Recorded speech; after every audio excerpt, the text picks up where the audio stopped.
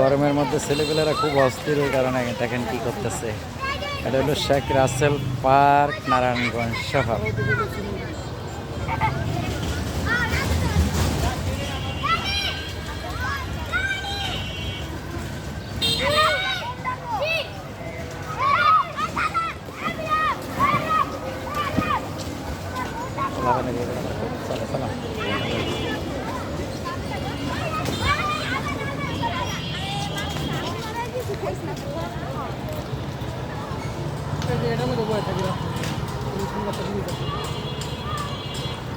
এখানে লেচু গাছ, যেগুলো লেচু গাছ, জাম গাছ, জাম গাছও আছে, লেচু গাছও আছে।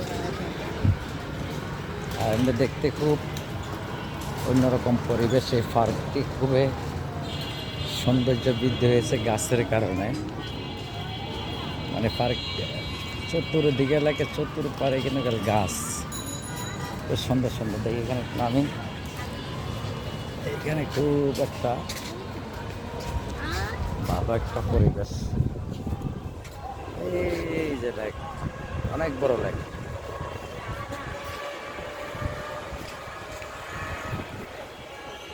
এটা হলো ব্রিজ, মানে পার্কে ঢুকার ব্রিজ। এই যে শুটিং মুটিং হয় এখানে, নাটকের শুটিং টুটিং হয় এখানে অনেক সময়।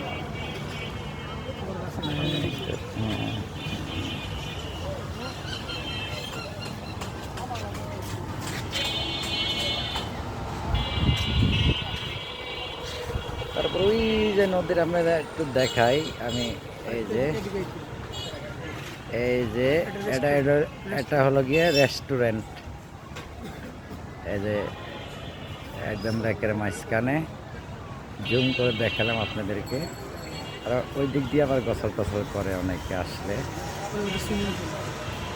সুইমিং পুল আছে। তো এটা মূলত নারায়ণগঞ্জ সিটি কর্পোরেশন ইলেকট্রিক করেছে শেখ রাসেল পার্ক।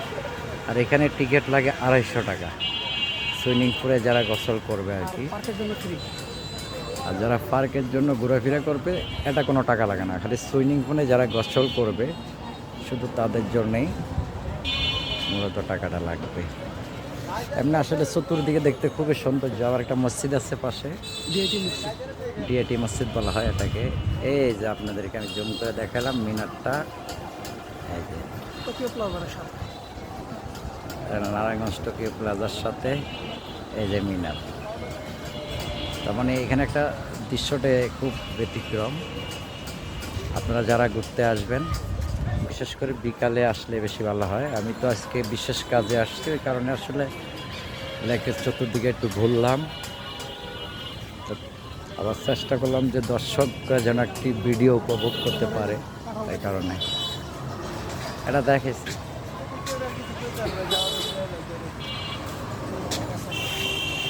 এই যে কাঁঠাল আছে লেকের পারে।